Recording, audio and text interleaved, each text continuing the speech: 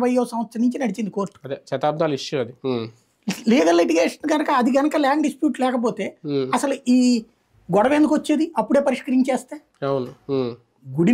గుడిని కూలగొట్టారు కదా మీరు అని చివరికి తీర్పిచ్చింది. ఏముంది ఆ స్థలం ఎవరిదండి? గుడిది కాబట్టి గుడి స్థలమే అంది. అంతే, గుడి స్థలం. అందుకే కదా అయోధ్య గుడి కట్టింది. అట్లాగే నీ ఇల్లు నీది. ఇప్పుడు ఎట్లా ఉంటుందంటే మనం ఒక ఇది ఇస్తాడు. ఫర్ ఎగ్జాంపుల్ ఒక బిల్డరు మనకి మన పక్కన సుబ్బారావు గారు, ఇటు పక్కన రామారావు గారు వెనకాల వెళ్ళదు అంటాడు.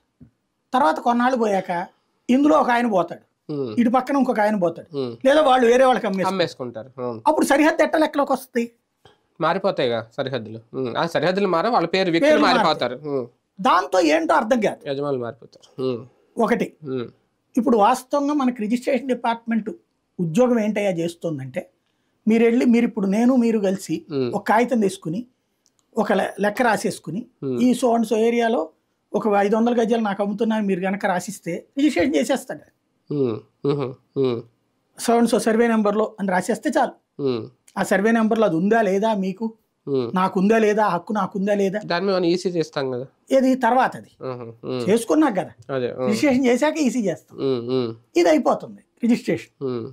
తర్వాత ఇదేందండి మీరు నా సర్వే నెంబర్లో మీరు ఎట్లా చేశారని అడిగినప్పుడు గొడవ వస్తుంది. అంతేగాని ఇప్పుడు మీ ఇంటి నెంబర్ది కొట్టండి దాంట్లో రిజిస్ట్రేషన్ ఆఫీసులో మీరు చెప్పినట్టు ఈసీ